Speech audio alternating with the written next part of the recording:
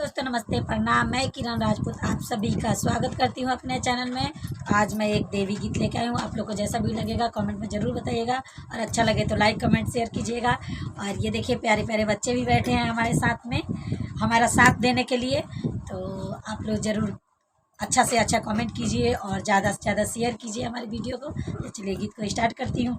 लीपे पोत के घरवा अंगना कई दिहनी तैयार, लीप पोत के घरवा अंगना कई दिहनी तैयार। अरे ए जी सुनी ना कल साकी ने जाई बाजार, ए जी सुनी ना कल साकी ने जाई बाजार। लीप पोत के घरवा अंगना कई दिहनी तैयार, लीप पोत के घरवा अंगना कई दिहनी तैयार। अरे ए जी सुनी ना कल साकी ने जाई बाजार, ए जी सुनी ना कल साकी ने जाई बाजार। आज नवरात्रा के दिन हटे पहिला, दिन हटे पहिला रौरा भुलाई जानी यही से तो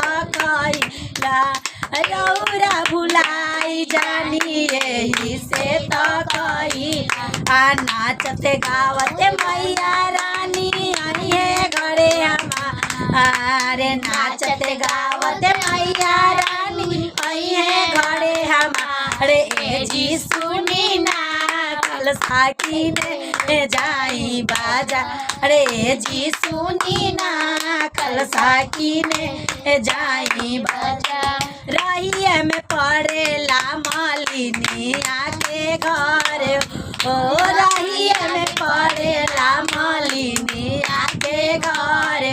ओ कही दे हवाई जाई उठते पारे, ओ कही दे हवाई जाई उठते पहाड़।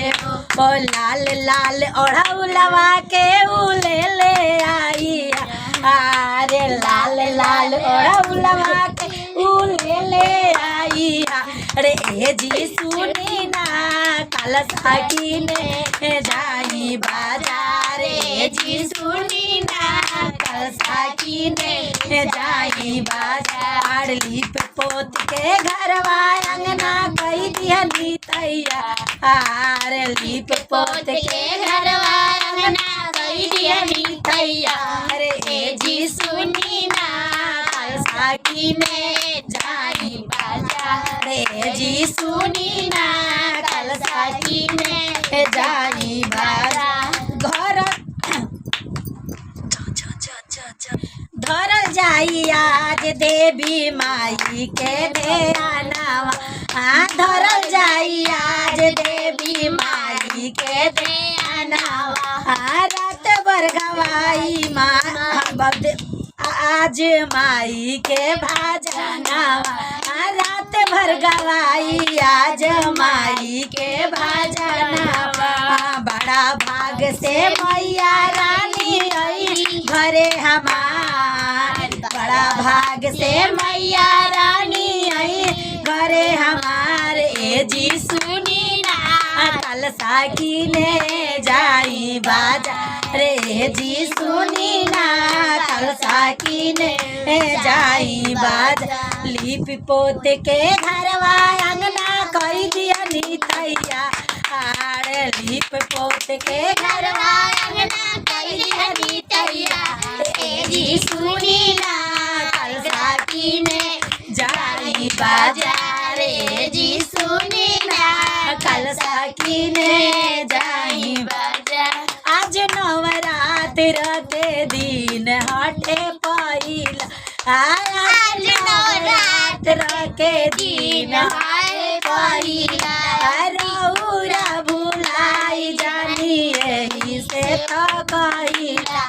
रुनकत झुनकत मैया रानी आई है घरे हमारे, रुनकत झुनकत मैया रानी आई है हमारे। ए जी सुनी ना कल साकी ने जाई बाजार, ए जी सुनी ना कल साकी ने जाई। बोले बोले दुर्गा मैया की